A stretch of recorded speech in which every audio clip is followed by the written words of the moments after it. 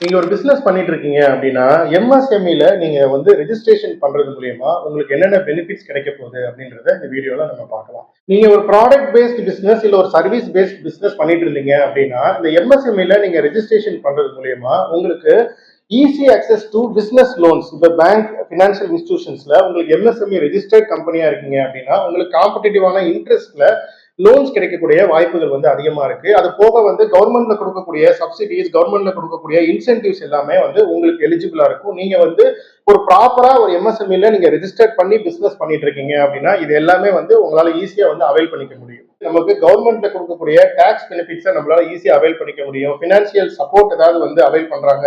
இப்போ ஒரு சில இண்டஸ்ட்ரீஸ் பாத்தீங்க அப்படின்னா ஒரு கேபிட்டல் ஒர்க்கிங் கேபிட்டல் சப்போர்ட் வந்து கவர்மெண்ட்ல வந்து கொடுப்பாங்க. இந்த மாதிரியான ஸ்கீம்ஸ் எல்லாம் நம்மளால வந்து அவைல் பண்ணிக்க முடியும்.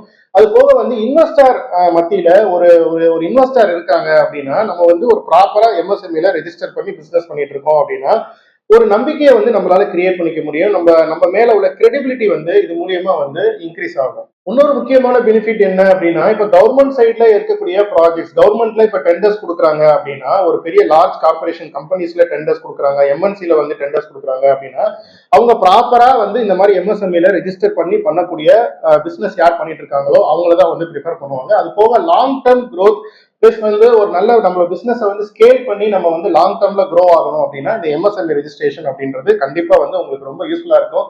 ஸோ யார் யாரெல்லாம் வந்து எம்எஸ்எம்இல ரெஜிஸ்டர் பண்ணலாம் அப்படின்னு பாத்தீங்கன்னா நீங்க என்ன பிசினஸ் பண்ணிட்டு இருந்தாலும் சரி, நீங்க ப்ராடக்ட் பேஸ்ட் பிசினஸ் இல்ல சர்வீஸ் பேஸ்ட் பிசினஸ் இல்ல ஒரு கன்சல்டிங் பண்ணிட்டு இருக்கீங்க, ஒரு டெக் ஸ்டார்ட் அப்பா இருக்கீங்க, இல்ல வந்து ஒரு ஹோம் பேஸ்ட் பிசினஸ் பண்ணிட்டு இருக்கீங்க, ஒரு மேனுஃபேக்சரிங் இல்ல ஒரு ஃபேக்டரி வச்சிருக்கீங்க அப்படின்னா நீங்க எல்லாருமே வந்து கண்டிப்பா எம்எஸ்எம்இல நீங்க வந்து ரெஜிஸ்டர் பண்ணிக்கலாம். எம்எஸ்எம்இல ரெஜிஸ்டர் பண்றதுக்கு நீங்க வந்து கம்பெனி அந்த யார் கம்பெனி பேர்ல நீங்க ரன் பண்ணிட்டு இருக்கீங்களோ அவங்களோட Aadhaar card, PAN card, bank details, அது போக வந்து பிசினஸ் வந்து நீங்க என்ன பண்ணிட்டு இருக்கீங்க அப்படின்றத ஒரு கிளியரா வந்து எங்களோட டீமுக்கு நீங்க சொல்லிட்டீங்க அப்படின்னா கம்ப்ளீட்டா இந்த எம்எஸ்எம்இ ரெஜிஸ்ட்ரேஷனை வந்து நம்மளே பண்ணி கொடுத்துருவோம். அபார்ட் ஃப்ரம் எம்எஸ்எம்இ ரெஜிஸ்ட்ரேஷன் உங்களுக்கு உங்களோட பிசினஸ் ரிலேட்டடான any support related, for example வந்து ஒரு பிசினஸ் ஸ்டார்ட் பண்ணும்போது உங்களுக்கு என்னென்ன லைசன்ஸ் தேவைப்படும், ஜிஎஸ்டில இருந்து இன்கம் டேக்ஸ்ல இருந்து காம்ப்ளைன்ஸ் ரிலேட்டடா வந்து உங்களுக்கு வந்து சர்டிபிகேஷன்ஸ் தேவைப்படுறது, பிசினஸ் லோன்ஸ் தேவைப்படுறது.